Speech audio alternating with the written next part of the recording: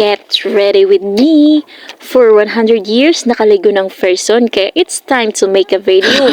For the go. Syempre, di natin guys makakalimutan ng ating ang pangmalakasan na si Perfect Skin. Wow, Ito talaga sana guys ang nakatulong sa atin na para muti talaga guys yung mukha ko.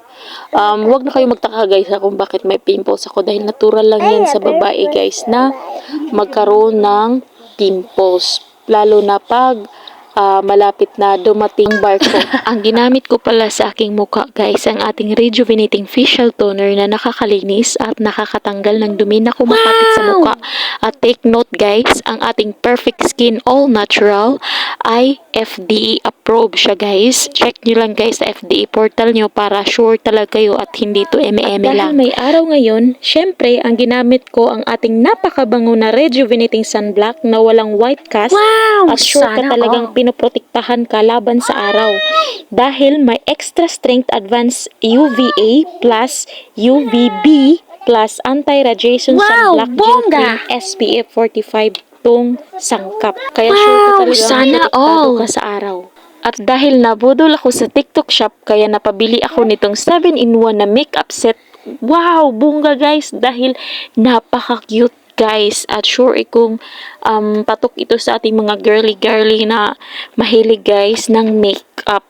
Kaya ito guys, try ko siya for today's video. For the go! Ang next ko naman guys na nilagay sa ating mukha ay ang sumpa para sa ating mga sumpa sa mukha. At saka i-blend natin guys yung mga ilagay natin mga etche boreche sa ating mukha para naman maging mukha na tayong tao. Next natin ilalagay guys ang pagtakpan natin ng ating malaking eye bags dahil tapos na guys yung horror, yung Halloween. Kaya pagtakpan natin guys para walang matatakot na mga bata. At isa rin ba kayo guys sa nahihirapan kung paano guys maghugis yung ating eyebrows? So no more worries guys dahil may stampad na tayo guys. Ano bang tawag dito? Ilagay ko guys sa ating yellow basket yung length nito guys. Ayan. So ano ka lang guys, pupili ka lang dito guys nung anong bet nyo na design na eyebrows or ano ba tawag dito? Basta yung kilay natin guys. So ayan, marami siyang different kinds of shape. Ayan yung ating pastamp. Yan yung ating yan ang demo guys ng ating pastamp. Ayan. For the go yun. Alam nyo ba guys, nung una, di talaga ako guys gumagamit ng mga makeup or yung paglagay man lang ng lipstick. Yes. Ano lang guys, na-inspired lang ako guys dahil way back sa panahon ng kupong-kupong guys, nag-apply ako ng trabaho guys at saka sa lahat na nakasabayan ko doon is nakaayos talaga sila ng kanilang mga mukha. May lipstick, polvo, at ako lang dun guys ang di mukhang tao. Kaya siguro guys, sa batch na yun guys, ako lang yung kaiisa-isang nabagsak. Yes, dahil nung una guys is boyish style ako guys. Hindi ako naglalagay ng kahit pulbo sa mukha.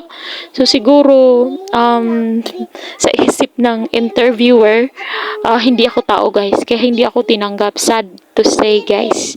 Yun yung na-observe ko sa time na yun. At take note guys, hindi para mall yung ina-applyan ko guys. Production yun guys. Production. So, lahat naman nakasabayan ko is presentable talagang tingnan guys. As in, nakaayos sila sa kanilang mukha, lipstick. Ako lang talaga guys na maayos naman yung damit ko.